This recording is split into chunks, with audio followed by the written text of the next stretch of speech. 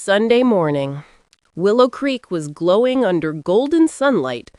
Lila Moore, 75 years old, walked up the steps of her daughter's house holding a small bouquet of white tulips. Her heart was full of quiet hope. It was Mother's Day, the one day she still believed love might find its way home. "Grandma Lila!" little Sophie shouted, running into her arms. That tiny hug melted all of Lila's worries. For a second, she felt wanted. Then she saw Evan, her son-in-law, a quick nod, cold. Forest. And Mara, her daughter, came out of the kitchen smiling, but her eyes were distant. "Mom, we have a surprise for you." She handed Lila a lavender envelope. "Read it out loud." Lila's hands trembled as she opened it. The card was covered in little hearts drawn with purple crayon. Sweet, innocent. She smiled until she began to read. "Roses are red, violets are blue. You're too much trouble, and we're done with you." Silence. Then laughter.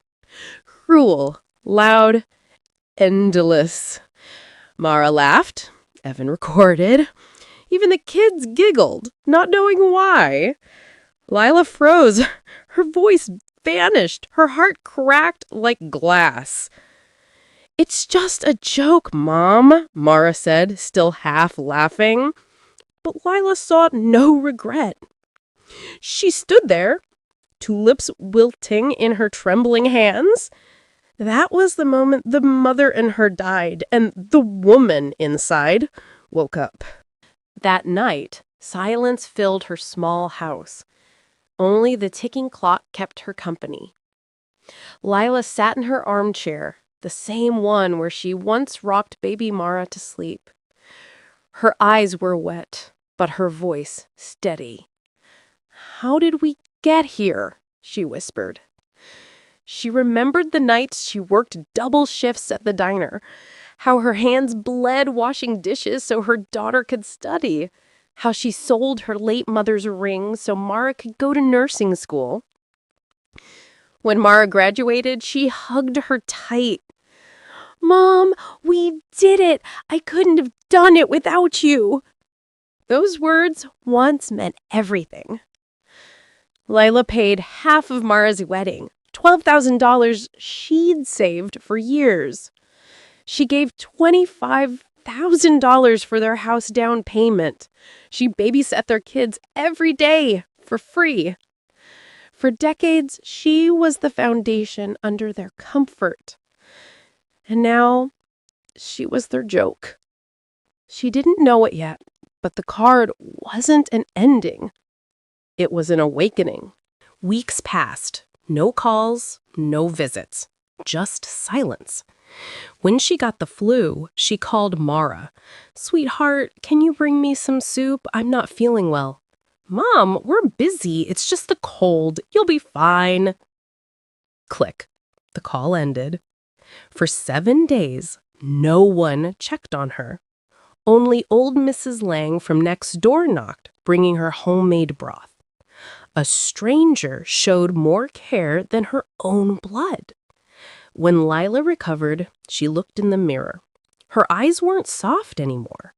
Something had hardened. They thought she was weak. They had no idea who she used to be. One sleepless night, Lila opened the old wooden box in her closet. Inside were decades of bank slips, bonds, and documents. She started adding $25,000 for their house, $12,000 for the wedding, $8,000 for the kitchen remodel, $4,000 for the car repair, $2,000 for school computers, and $500 every month for 2 years. Temporary help. In total, $67,000.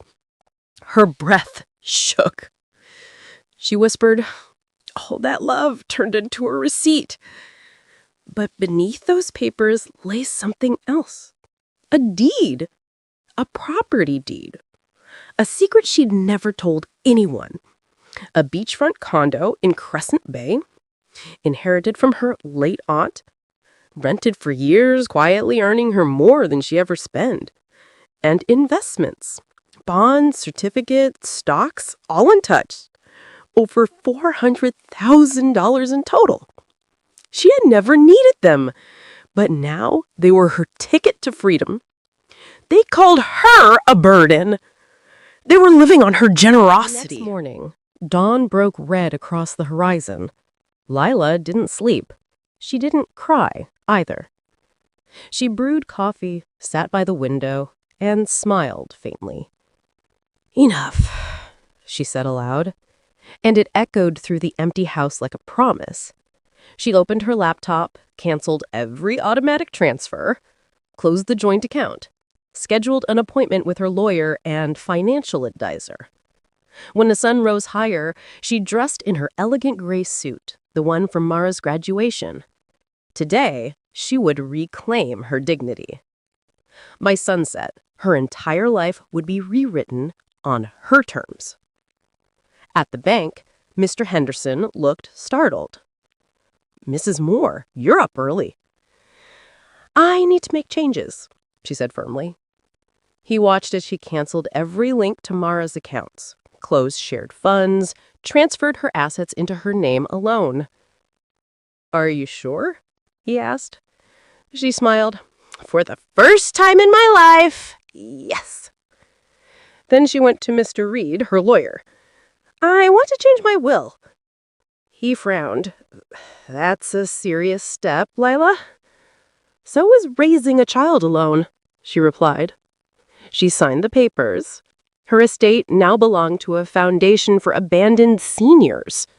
Her grandchildren would receive a trust fund only if they maintained real contact, not forced affection. The ink on that will was more powerful than any revenge. Back home, she opened her wardrobe, folded her few favorite dresses, placed her mother's photo on top. The flight ticket lay on the dresser. Crescent Bay, Friday morning. First class, one way. She felt nervous and alive. For years, she'd lived for others. Now she was living for herself. Before leaving, she sat at her desk and took out her letterhead. It was time to say goodbye. Her way. Her pen was gentle, but her words would shake their world. "My dearest daughter, by the time you read this, I'll be gone. Not gone forever, just far enough to finally breathe. You once said I was a burden, but remember who carried you when life was too heavy. I have canceled every transfer and closed every account. My money will now care for those who have no one, the same way I once cared for you. If you ever wish to find your mother again, grin love, not excuses. To Evan, you treated me like old furniture, but I heard your words. A proper place for her. That place exists. It's called freedom. And I bought my ticket there with the money you thought I didn't have." She sealed both envelopes and placed them on the coffee table. Then she whispered to the empty room, "Goodbye, Willow Creek." Some goodbyes sound like endings, but they're really beginnings. Friday morning. Leela stood at the airport gate, a small suitcase in hand. Her heart raced, but her eyes glowed. When the plane lifted through the clouds, she looked down one last time at the town that had forgotten her. The sea below shimmered like a promise. Hours later, she arrived in Crescent Bay. Blue skies, white sand, and a quiet ocean breeze that smelled like freedom. Her new condo faced the horizon. She stepped inside, smiled, and whispered, "Home." That night, she cooked herself dinner for one and ate slowly, peacefully. No noise, no mockery, no pain. They took her for granted. Now they'd take her absence like a wound. Weeks later, Mara came home to find the letters on her coffee table. She read them once, twice. By the third line, her hands were shaking. Evan turned pale. She had that much money? Mara sat in silence. For the first time, she realized what she had lost. Not just money, but the only person who ever loved her without condition. Across the ocean, under the golden light of Crescent Bay, Leela watched the sunset from her balcony. The waves whispered softly against the shore. She smiled, holding a cup of tea. I wasn't a burden. I was the blessing they never deserved. And as the last light faded, Leela finally felt what she'd been denied for years. Peace. Final hook. You teach people how to treat you by what you choose to allow. And sometimes walking away isn't loneliness, it's liberation.